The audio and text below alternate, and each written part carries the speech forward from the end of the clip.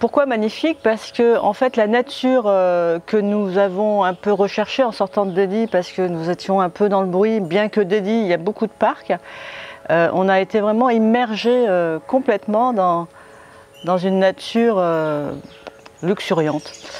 Là, je ne sais pas si vous entendez, mais on entend des oiseaux et en fait c'était ça qui nous réveillait chaque matin parce que toutes les guests que Véronique, encore une fois, nous a choisis étaient dans des endroits complètement silencieux et verts, très verts. Voilà.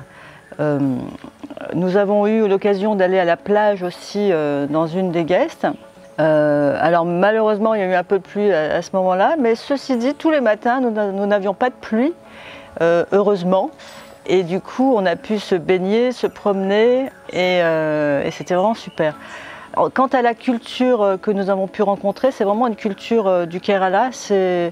Moi j'étais très en contact, on va dire, avec les locaux, avec les personnes qui habitent ici, parce que j'aime faire des photos et à chaque fois nous avons eu des accueils sympathiques, souriants.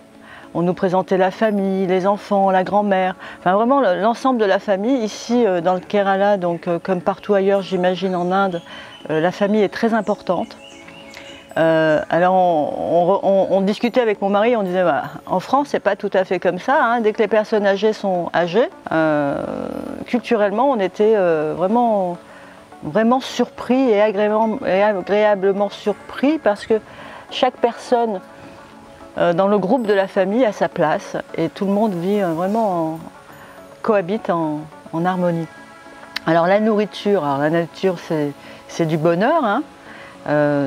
Des jus frais, des poissons frais ici surtout et nous avons eu la chance aussi d'avoir un guide tout terrain, on peut le dire. J'avais des demandes parfois insolites, hein.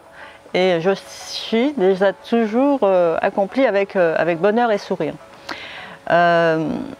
Hier, grâce à notre accueillant ici dans cette guest, nous avons mangé sur une barque avec des bougies, enfin voilà, éclairées par des bougies, et c'était vraiment sympathique. Et nous entendions aussi le bruit de l'eau et de la nature, et à chaque fois c'était sympathique. Donc voilà, donc tout ça pour vous dire que 13 jours dans le Kerala, c'est pas suffisant.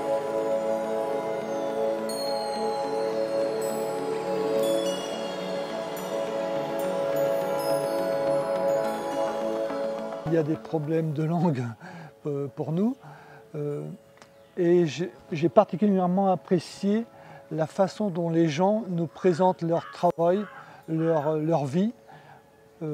J'ai en tête les gens qui vont chercher des noix de coco, qui grimpent aux arbres d'une façon très sportive qu'on n'imaginerait pas en Europe, hein, et qui nous permettent après de boire ce jus directement. C'était vraiment très bon, une très bonne expérience.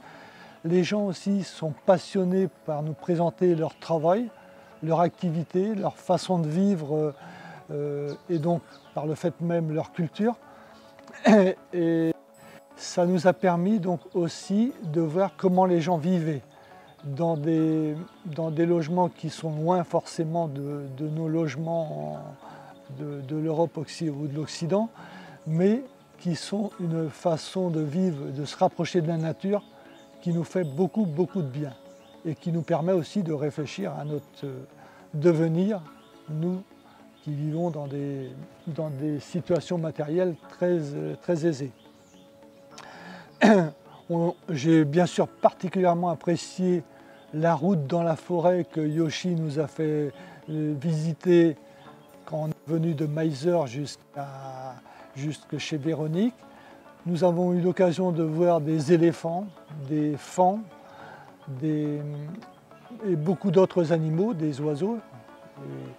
Et j'ai été particulièrement heureux de voir toute cette nature, tous ces animaux qui ne semblent pas être chassés spécialement, qui n'ont pas trop peur de l'homme et qui vivent en harmonie avec les gens ici.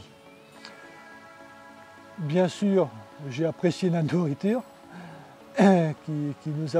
ça nous a permis de goûter d'autres saveurs qu'on connaît un petit peu puisque nous vivons à Delhi depuis 2 ans, mais ici il y a beaucoup de très bons épices, de très bonnes préparations et c'était simplement très bon.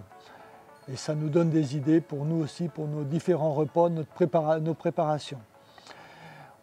On a aussi apprécié dans la façon dont les femmes lavent le linge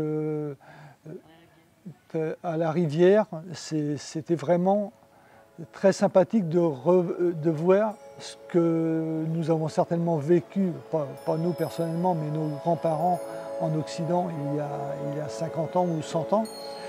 Mais on revient à des expériences beaucoup plus naturelles et qui permettent, je pense, de sauver la nature derrière, beaucoup plus que ce qu'on fait actuellement en Occident.